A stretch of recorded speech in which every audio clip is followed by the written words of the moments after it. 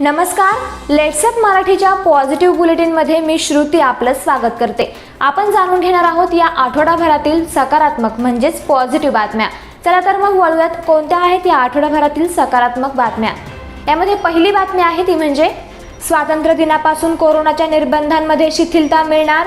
कोरोनाच्या दीर्घकाळ निर्बंधांनंतर आज 15 ऑगस्ट पासून राज्यातील व्यावसायिकांना व्यवसायाचे स्वातंत्र्य मिळणार आहे। नव्या नियमांनुसार कोरोना प्रतिबंधक उपाययोजनांमध्ये दुकाने, मॉल आणि उपाहारगृहे आठवड्याचे सर्व दिवस रात्री 10 पर्यंत खुली राहणार आहेत। देशातील सर्व सैनिकी शाळांमध्ये मुलींना प्रवेश मिळणार।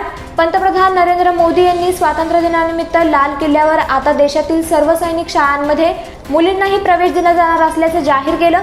केंद्र सरकारचे महत्त्वपूर्ण पाऊल, देशभरात लागणार प्रीपेड स्मार्ट मीटर। देशात वीज बिल थकबाकीमुळे वीज वितरण कंपन्यांवर दबाव वाढल्याने केंद्र सरकारने पूर्ण देशात प्रीपेड स्मार्ट मीटरची व्यवस्था लागू करण्याची तयारी सुरू केली आहे। यानुसार पॉवर मिनिस्ट्रीकडून सरकारच्या सर्व मंत्रालयांना सूचना देण्यात आल्या आहेत। मुख्यमंत्र्यांच्या हस्ते ई पीक पाहणी प्रकल्पाचे ऑनलाईन लोकार्पण। आजच्या स्वातंत्र्य दिनापासून महसूल आणि कृषी विभागाच्या वतीने ई पीक पाहणी हा संयुक्त प्रकल्प राबविण्यात येणार आहे। मुख्यमंत्री उद्धव ठाकरे यांच्या हस्ते सह्याद्री अतिथीगृह येथे ई पीक पाहणी प्रकल्पाचं ऑनलाईन लोकार्पण पार पडलं। कोव्हॅक्सिन कोविशिल्ड लसीच्या मिक्स डोसच्या अभ्यासाला DCGIची मंजुरी। कोव्हॅक्सिन आणि कोविशिल्ड या लसींच्या मिक्स डोसच्या परिणामाचा अभ्यास करण्यास ड्रग्ज कंट्रोलर जनरल ऑफ इंडियाने मंजुरी दिली असून कोव्हॅक्सिन आणि कोविशिल्ड या दोन लसींच्या मिक्स डोसचा चांगला परिणाम असल्याचे देखील इंडियन काउन्सिल ऑफ मेडिकल रिसर्चच्या अभ्यासातून स्पष्ट। शेतकऱ्यांच्या खात्यावर 19,500 कोटी रुपये जमा। पंतप्रधान नरेंद्र मोदी यांनी सोमवारी आभासी पद्धतीने PM किसान योजनेचा 9वा हप्ता जारी केला। यामध्ये एकूण 9.75 कोटी शेतकऱ्यांच्या खात्यावर 19,500 कोटी रुपये जमा करण्यात आले आहेत। आतापर्यंतच्या एकूण 1.57 लाख कोटी रुपयांचा थेट शेतकऱ्यांना मिळाला आहे लाभ। नांदेडच्या चैतन्य भंडारेची जपानपर्यंत यशस्वी भरारी।